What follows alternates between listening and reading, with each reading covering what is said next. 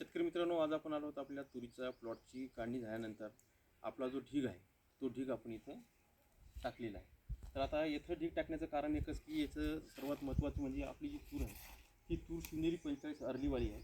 आणि सर्वात महत्त्वाचं म्हणजे आपण शेतामध्ये काढल्यानंतर आपण इथं आणून ठेवली.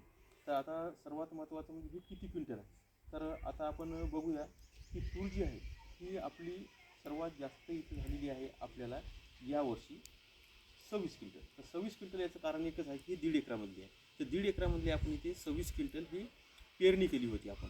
तर पेरणीमध्ये आपल्याला इथे 26 क्विंटल झालेली आहे 1.5 एकरामध्ये. म्हणजे आपल्याला सरासरी उतारा जो आहे तो एकरामध्ये साधारणतः इथं 17, 8 2 16 8 24 म्हणजे आपल्याला 17 क्विंटलचा उतारा इथं सरासरी आपल्याला आलेला आहे.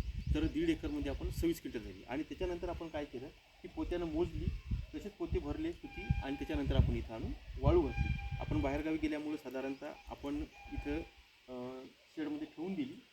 शेडमध्ये ठेवल्यानंतर आपण इथं बाहेर काढली आणि आता वाळवण्यासाठी काढलेली आहे. याचं कारण एकच की कारण आपण बाहेरगावी गेलो, आभाळ होतं, त्याच्यामुळं आपण इथं कट्ट्याला कट्टी सुती आणून ठेवली. आणि त्याच्यानंतर आपण 10 दिवस 12 दिवस नसल्यामुळं आज आपण ही बाहेर काढली. आणि बाहेर काढल्यानंतर आता बघूया की 26 क्विंटल तूर आपल्याला एकदम लाल कलरमध्ये आणि जबरदस्त इथं निघाली आहे.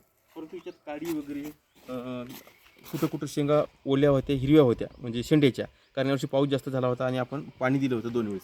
त्याच्यामुळं अशा प्रकारे माल निघालेला आहे. परंतु माल जो आहे हा लाल कलरमध्ये आणि एकदम जबरदस्त गोल गुळगुळीत भरलेला आहे. आणि विशेष म्हणजे आपण याचं खताचं व्यवस्थापन काय केलं तर सुरुवातीला आपण इथं पेरणी केली. साधारणतः इथं 10.5 फुटावर आपण इथं पेरणी केली आणि प्लेन जमिनीमध्ये केली. बेड नव्हती तरी पण आपण पेरणी केली. एकरी 4 किलो तूर आपण पेरली. पेरते वेळेस आपण 10-26 एकरी एक गोणी दिली. आणि त्याच्यानंतर आपण साधारणतः 1.5 महिन्यांनी परत एक गोणी 10-26 दिलं. आणि त्याच्यानंतर आपण तिसरं खत जे आहे ते सोयाबीन निघल्यानंतर आपण दांडामध्ये म्हणजे दांड पडले ट्रॅक्टरने, त्याच्यामध्ये फेकलं आणि दोन्ही साईडला पाणी दिलं. उतारामध्ये एक पाणी दिलं. आणि त्याच्यामुळं हे जे खत आहे हे याला चांगलं मांडलं. त्याच्यानंतर आपण दुसऱ्यांदा आपण तिथून 15 दिवसांनी परत एक पाणी दिलं, पण एक साईड दिलं. अशा प्रकारे 2 पाणी दिली. आणि दुसरी सर्वात महत्त्वाची गोष्ट म्हणजे दांड पाडल्यामुळं आपल्याला पाणी झपाट्याने गेलं. आणि तिसरी गोष्ट महत्त्वाची म्हणजे आपण इथे जे बघत आहात ते याच्यामध्ये खताचं जे व्यवस्थापन झालं, फवारणीचं व्यवस्थापन, सोयाबीनवर जेवढ्या फवारण्या आल्या तेवढ्या तुरीवर आल्या, त्याच्यामुळे द्यायची गरज पडली नाही. फक्त फुलापासून आपण काय केलं तर फुलापासून आपण इमामेक्टिन घेतलं, त्यासोबत आपण रेडोमिल गोल्ड घेतलं 30 मिली 30 ग्राम आणि आपण इथं 15 लिटर पाण्यात फवारा दिला. त्याच्यानंतर आपण इमामेक्टिन घेतलं, त्याच्यानंतर इमामेक्टिन घेतलं आणि शेवटची फवारणी आपण कोराजेन. अशा प्रकारे 4 फवारण्या आपण सोयाबीन निघाल्यानंतर तुरीवर केलेल्या आहेत. तर अशा प्रकारे आपण तूर शिवनेरी 45 अर्लीवाली असं व्यवस्थापन केलेलं आहे.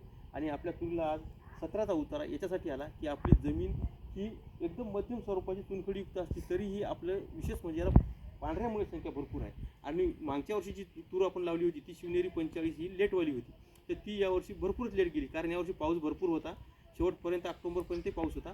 आणि त्याच्यानंतर थंडीचा कडाका एवढा वाढला की त्या गारठ्यामुळे अजून तुरी लेट गेल्या. त्याच्यामुळं अजून फुलं काढत राहिल्या आणि अजून लेट गेल्या. परंतु आता कुठल्याही प्रकारची या तुरीला कसल्याही प्रकारचा लेटपणा आला नाही. कारण ही तूर जी आहे हे अर्ली असल्यामुळं आपण याला URV प्रक्रिया आता करणार आहोत 2 दिवसामध्ये. आणि 2 दिवसामध्ये URV प्रक्रिया सुरू केली की आपण याला विक्रीसाठी काढणार आहोत. तर आता 1 मार्चपासून आपल्याला इथं लवकरात लवकर आपल्याला ही विक्री करायची आहे. तर ही आहे तूर शिवनेरी 45 अर्ली. कुठल्याही प्रकारचं URV खर्च लागत नाही. कारण URV प्रक्रियेमुळे कुठलाही खर्च करायचं कारण एकच आहे, कुठलाही खर्च लागत नाही याचं एकच कारण URVमध्ये आपण बुरशीनाशक टॉनिक कीटकनाशक सोडून बुरशीनाशक टॉनिक विद्राव्य खतं 1919 03234 असं काही लागत नाही. तर मायक्रोन्यूट्रिएंटसुद्धा लागत नाही. फक्त आपण कीटकनाशक फवारायचं आहे. फुलापासून फक्त इमामेक्टिन शेवटची कोराजेन फवारू शकता.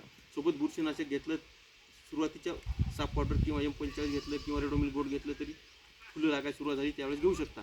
बाकी सोबत टॉनिक विद्राव्य खत 1919 03234 किंवा इतर कुठले अन्नद्रव्य मायक्रोन्यूट्रिएंट्स वगैरे फवारायची गरज नाही. तर अशा प्रकारे व्यवस्थापन आपण या तुरीचं आपण इथं करू शकता. आणि भरघोस उतारा यावर्षी 20 क्विंटलपर्यंत पण उतारा देण्याची ताकद या तुरीमध्ये आहे. यावर्षी आपल्याला 17 क्विंटल आला 10.5 फुटावर. जर हीच तूर आपण जर जास्त म्हणजे 12 फुटावर जर घेतली असती तर अजून उतारा आला असता.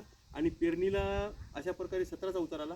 अजून एक 1.25 एकर क्षेत्र आपलं आहे लागवडीचं, त्यात 1-1 फुटावर 1-1 झाड आहे 12 फुटावर, तर 12 बाय 1 वर. तर त्याची आपण कापणी केलेली आहे.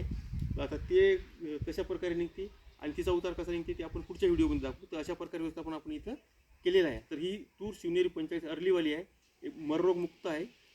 कुठल्याही प्रकारचं एकही झाड एकाही प्लॉटमध्ये मेलेली नाही. तर जबरदस्त तूर आहे. अशा तुरीची आपण लागवड जर केली तर आपण भरघोस उत्पादन घेऊ शकता. आणि यावर्षी आपण तुरीचं वेगळं पॅटर्न बनवणार आहोत. तर यामध्ये आपण विनोद महिंद ॲग्री पॅटर्न या चॅनलला सबस्क्राईब करा आणि तुरीचं, सोयाबीनचं, हरभऱ्याचं, हळदीचं वेगळं पॅटर्न बनवायचं आहे आणि त्यानुसार आपण भरघोस उत्पादन घ्यायचं आहे. तर तुरीमध्ये आपण 20-25 क्विंटलपर्यंत गेलो पाहिजे. सोयाबीनमध्ये सुद्धा 20 क्विंटलपर्यंत गेलो पाहिजे. हळदीमध्ये सुद्धा आपण इथं 50 ते 60 क्विंटल एकरी हळद गेली पाहिजे वाळलेली. अशा प्रकारे व्यवस्थापन आपल्याला करायचं आहे. हरभऱ्यामध्ये सुद्धा 20-25 क्विंटल गेलो पाहिजे. अशा प्रकारे आपण विनोद महिंद ॲग्री पॅटर्नला सबस्क्राईब करा आणि आपल्याला पाहिजे तसं उत्पादन वाढवा. तर अशा प्रकारे आपलं तुरीचं उत्पादन कशा प्रकारे वाढवायचं, तर यावर्षी सोयाबीन आणि तुरीचं आपण 1 मार्चपासून व्यवस्थापन देणार आहोत. धन्यवाद.